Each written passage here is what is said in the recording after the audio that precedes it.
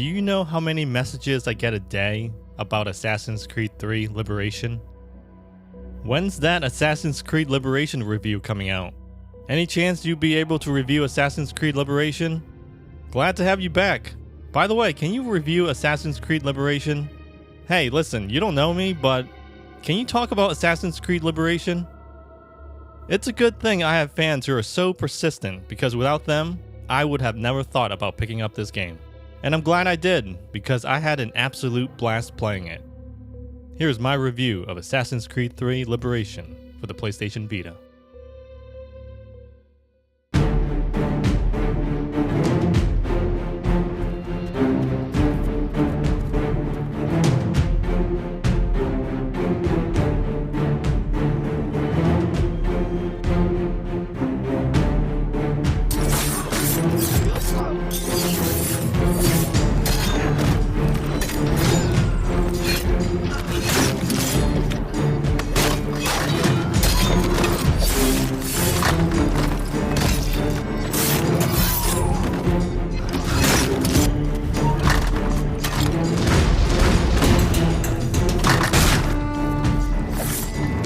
Clearly, the most ambitious looking PlayStation Vita title I've played up to this point.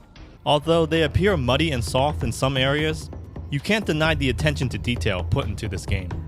Environments look great as you traverse through the landscape. Whether you're running along rooftops in New Orleans or swinging on branches in the bayou, you're treated to a variety of color and detail. You'll witness smoke coming out of the chimneys, the sun shining through the clouds, trees off in the distance, and even though it's not in real time, you do see a change in the time of day. The bayou holds great looking swamps and trees to run on, which in my opinion looks really impressive when you see it for the first time. But wait, the visuals get even better. Midway through the story campaign, you start seeing more exotic locations. The underground cave section where you're swimming underwater looks absolutely gorgeous.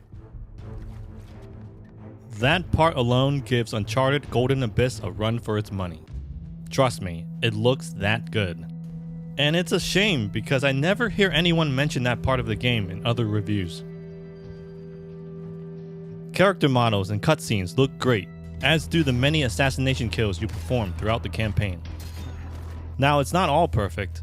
Upon starting the game, you will notice the frame rate chugging a bit. Also, there are a few glitches you should be aware of. The game will tend to load in environments as you're running around, and sometimes NPC models will magically walk through walls. Other anomalies occur from time to time, but for the most part, doesn't affect gameplay. Aside from one musical piece which I thought was annoying, Liberation on the Vita sounds like your typical Assassin's Creed game. Voiceovers during cutscenes are well casted and sound crystal clear. My only complaint are the grunts and groans your character makes as she's jumping and moving about. They sound a little too compressed, almost like something you hear from a PlayStation 1 game back in the early 90s.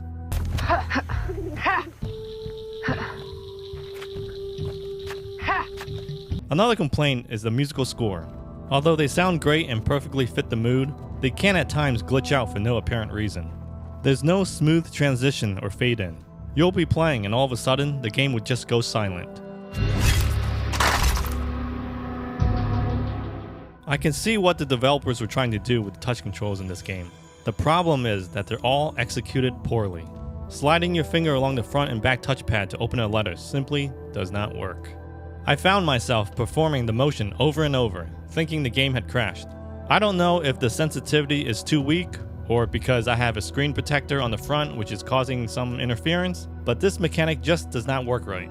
On that note, using the back touchscreen to pickpocket is a little inconsistent as well. It's either hit or miss, really. Another complaint I have been hearing is the use of the gyroscope to guide a ball through a maze. Surprisingly, I did not have that much trouble with this one for some reason. Maybe I'm just one of the few. Other touch-based controls are present, but they do allow you to use the regular analog sticks if needed. Some of the running mechanics isn't as smooth as they should be either. You'll find yourself running up a tree more often than not. For the most part, the controls work like they should. Just be prepared to keep your cool when the game asks you to use the front or the back touchscreen for something. Thankfully, these moments are few and far between, so you don't have to worry too much about that.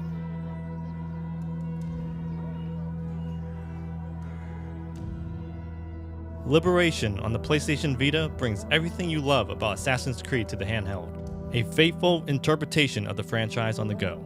There's plenty to do in this game. Main story missions involve you stalking enemies, finding synchronization points, upgrading weapons and items, running across rooftops, and performing assassination takedowns. The list goes on and on. If you did it somewhere on the consoles, then most likely you can do it here. Liberation does add a new wrinkle to the mix. The use of 3 personas you can change between. Each one has their strengths and weaknesses, but honestly, most of the time, I just went with Assassin. The only time I ever switched between the three was when it was required during a story mission.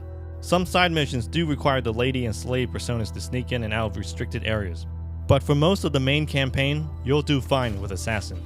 There's also a shipping boat minigame where you can earn extra cash. Yeah. I played with this for like 2 seconds and never touched it again. And there's also a online multiplayer. Now, don't get too excited, because all it is really is picking a node and waiting for something to happen. At least that's my understanding. You see, that's the thing I hate about the online component. The fact that it's not self-explanatory. I mean, what is this? I hate having to break away from the game to go onto the internet and look for a video or tutorial explaining this. There's also a puzzle at the end I did not care for. My advice, just look on YouTube for the solution. Now, if you've been with the Assassin's Creed franchise from the very beginning, you'd know how convoluted the story can get. And if you thought the story of Assassin's Creed on the consoles were hard to follow, then get ready to be floored. Liberation makes absolutely no sense whatsoever. Taking on different objectives is basically just an excuse to move from one locale to the next. You never really have any clue as to why you're doing whatever it is that you're doing. The only character I felt some sort of connection to was maybe Gerald, and that's only because he was trying to get with Evelyn. I won't spoil any of the story, because quite honestly, I didn't even get half of it. Even if you don't care for the story, starting a game and making a beeline for the end will yield an enjoyable time. The mechanics are fun, for the most part. Combat is quick and satisfying. For an 8 to 10 hour campaign, the game never gets repetitive. Since plot threads are so thin, it's easy to jump in and out of missions without prior knowledge of what happened in the previous. The game is constantly changing things up, moving you from one objective to the next.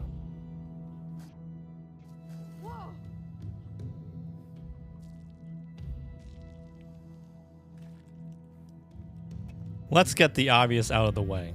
I'm going to reiterate what everyone already knows about this game.